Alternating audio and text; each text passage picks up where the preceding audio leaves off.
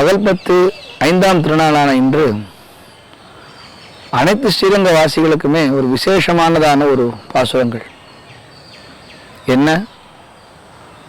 பெரிய பெருமாள் ரங்கநாதனுக்கு மட்டுமே உரித்தான பாசுரங்களை இன்றைக்கு அரையல் சேவைதான் அனுபவிப்போம்.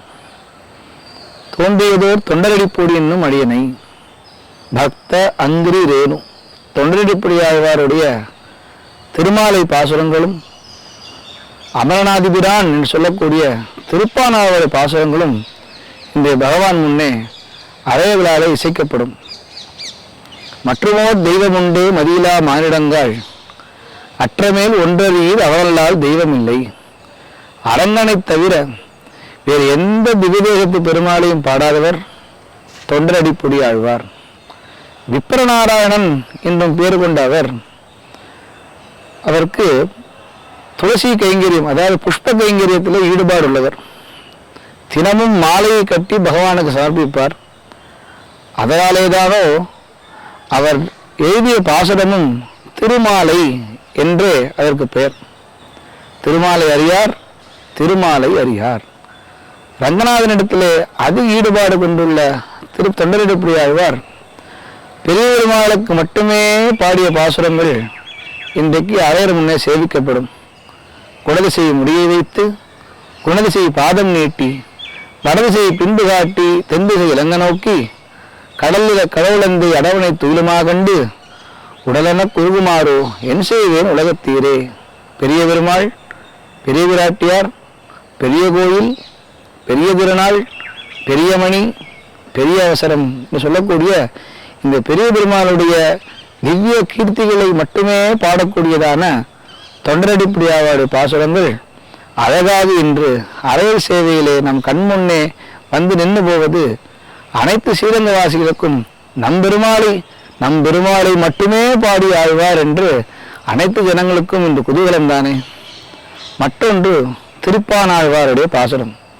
அமரநாதிபிரான் அடியாருக்கு என்னை ஆட்படுத்த விமலன் விண்ணவர்கோன் விரையார்பொழில் வேங்கடவன் நிமலன் நின்மலன் நீதிவானவன் நீள்மதில் அரங்கத்தம்மான் திருக்கமலபாதம் வந்து என் கண்ணினுள் அளவுக்கின்னவே.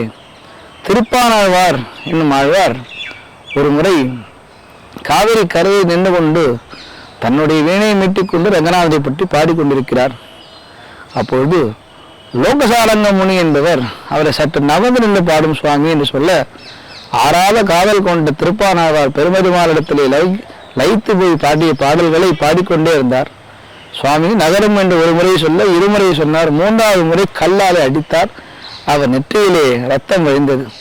இவரும் தன் தீர்த்த கைங்கரியத்தை எடுத்துக்கொண்டு பெரிய பெருமாளிலே வந்து பார்க்கும் சமயம் பெரிய பெருமாள் முகத்திலேயும் அதே ரத்தம் அடைந்திருந்தது. என்ன ஆச்சரியம் இது! நாம் அங்கே திருப்பானாழ்வார் சொல்லக்கூடிய கல்லாலே அடித்தோம், அவர் முகத்தில் ரத்தம் வழிந்தது. இங்கே வந்தால் பெரிய பெருமாளத்தையும் ரத்தம் வழிகிறதே என்று பெரிய பெருமாளத்தையே கேட்க, அவரை நீர் தோளில் மேல் அழைத்து கொண்டு வாரும் என்று சொன்னார். அவரை லோகசாரங்க முனி என்பவர் திருப்பானாழ்வாரை தன் தோளில் மேல் அமர்த்தி கொண்டு வந்து குலதேவன் படி முன்னே நிறுத்தினார். அப்பொழுது பாட ஆரம்பிக்கிறார். ஆபாத சூடம் அனுபூய ஹரிம்சயானம் மத்தியே கவே ரதகிதரு திராந்தராத்மா அத்திரஷ்டுதாம் நயனையோ விஷயாந்தரானாம் யோனிச்சிகாய வனவே முனிவாகனம் தம் 10 பாட்டு பாடினார். பெரிய பெருமாளை சரணாகதி செய்தார். அவர் செய்த பாசுரங்களிலே ஒரு அழகான ஒரு விவரணம் உண்டு. முதல் பாசுரம் அமரநாதிபிரான், ஆரம்பம் ஆ. மந்திபாய் வட உகந்த உள்ளத்தனாய். 2வது பாசுரம் உ. மந்திபாய் வடவேங்கட மாமலை மா. அகார உகார மகார இதி என்று வேதம் சொல்கிறது. பரினாகி வந்த அவனவர்களுக்கு இந்த பாசுரத்தினாலே பா. துண்டவன் பெரியன் துயர் தீர்த்தவன் முதல் பாசுரம் தூ. கையினால் சுசங்கராயர் என்று சொல்லக்கூடிய கை ஆ ஊ மா. அகார உக்கார மகாரம். பெருமாளுடைய பா தூ கை. பெருமாளுடைய பாதுகையை பிடித்தோம் என்று சொன்னால் யார் தெரியவா நமக்கு? ஆலமா மரத்தினிலை மேல் ஒரு பாலகனாய் ஞாலமேகம் உண்டார் அரங்கத் தலைவனையான் கோலமா மணியாரமும் முத்துத்தாமமும் உள்ளதோழில் நீலமே ஐயோ நிலை கொண்டவன் நெஞ்சினையே. அப்பேற்பட்ட பிரளயத்திலே ஒரு ஆலமா மரத்தினிலை மேல் ஒரு கிருஷ்ணன் படுத்து கொண்டிருப்பது போல பெரிய பெருமாள் இங்கே ஆழலை கண்ணனாக படுத்து கொண்டிருக்கிறார் என்பதை விவரணமாக அக்கார உக்கார மகாரத்தோடு பெருமாள் திருவடியை பற்றி கொண்டு, பெருமாள் திருவடியை பற்றினால் நமக்கு யார் தெரியவா? கொண்டல் வண்ணனை கோவலனாய் வெண்ணெய் உண்டவா என் உள்ளம் கவர்ந்தானே அண்டர்கூர் அணியரங்கன் என் அமுதனை கண்ட கண்கள் மத்தனை காணாவே. பெரிய பெருமாவுடைய கண்ணழகை சேவிச்சோம்னு சொன்னா நமக்கு எதுவுமே வேண்டாம் அப்படின்றார் எம்பெருமானார். இந்த ஸ்ரீரங்கத்தில் வாழ்ந்த சமயத்துல இங்க மல்லன் என்று சொல்லக்கூடிய பிள்ளையுருங்கா வில்லிதாசன் ஒருத்தர் வாழ்ந்து வந்தார். அவருடைய மனைவி பொன்னாட்சி என்பவர்களுக்கு கொடை விடுத்து கொண்டே வந்தாராம். ஏன்னா என் பொன்னாடி கண் அழகு இவ்வளவு பெரிய அழகு அப்படின்னாராம். இதை விட ஒரு கண்ணழகு நான் காட்ட வந்து பார்க்கறியான்னு சொல்ல எம்பெருமானார் அந்த பிள்ளையுருங்கா வில்லிதாசரை அழைத்து கொண்டு இந்த பாசுரத்தை சொல்லி சேவை பண்ணிக்கிறார். என் அமுதனை கண்ட கண்கள் மத்தனை காணாவே. இந்த பாசுரத்தை சொன்னதனாலேயே அந்த பிள்ளையுருங்கா வில்லிதாசர் வாழ்க்கை முழுவதும் எம்பெருமானந்த சரணாகதி செய்தான் என்றால் ஒரு ஆச்சாரன் இந்த பாசுரத்தை எடுத்து ஒருவனை திருத்தி தன் வழி கொண்டு வந்திருக்கிறார் என்று நாம் பெருமைப்பட வேண்டும்.